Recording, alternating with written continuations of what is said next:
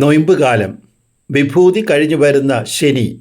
തിരുവചനം: അവൻ പോകും വഴി ലേവി എന്നൊരു ചുങ്കക്കാരൻ ചുങ്കസ്ഥലത്തിരിക്കുന്നത് കണ്ടു. എന്നെ അനുഗമിക്കുക എന്ന് യേശു അവനോട് പറഞ്ഞു. അവൻ എല്ലാം ഉപേക്ഷിച്ച് എഴുന്നേറ്റ് അവനെ അനുഗമിച്ചു. ലൂക്കായുടെ സുവിശേഷം 5-ാം അധ്യായം 27-28 തിരുവചനങ്ങൾ. വചനം പ്രസംഗിച്ച് നടന്ന യേശുവിനെക്കുറിച്ചും യേശുവിൻ്റെ അത്ഭുതങ്ങളെക്കുറിച്ചും ലേവി എന്ന ചുങ്കക്കാരൻ കേട്ടിട്ടുണ്ട്. ഒരു ദിവസം അവൻ കാണുന്നത് യേശു തൻ്റെ മുന്നിൽ വന്ന് നിൽക്കുന്നതാണ്.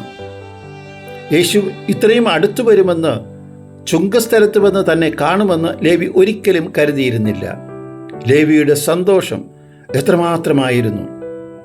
അടുത്തു വന്ന യേശു ലേവിയെ സ്നേഹപൂർവ്വം നോക്കി. യേശു ലേവിയെ തൻ്റെ ശിഷ്യത്വത്തിലേക്ക് വിളിക്കുകയാണ്.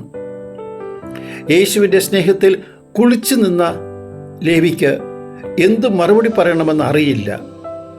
ലേവി പണവും പണപ്പെട്ടിയും ഉപേക്ഷിച്ച് യേശുവിൻ്റെ പിന്നാലെ പോകുന്നു. ചുങ്കക്കാരനായ സക്കയൂസിൻ്റെ വീട്ടിൽ യേശു പോയ സംഭവം ലേവി കേട്ടിട്ടുണ്ട്. ലേവി ധൈര്യം അവലംബിച്ച് യേശുവിനെ തൻ്റെ വീട്ടിലേക്ക് ക്ഷണിക്കുകയാണ്. ഇവിടെയാണ് അടുത്ത അത്ഭുതം. യേശു വരാമെന്ന് സമ്മതിക്കുന്നു.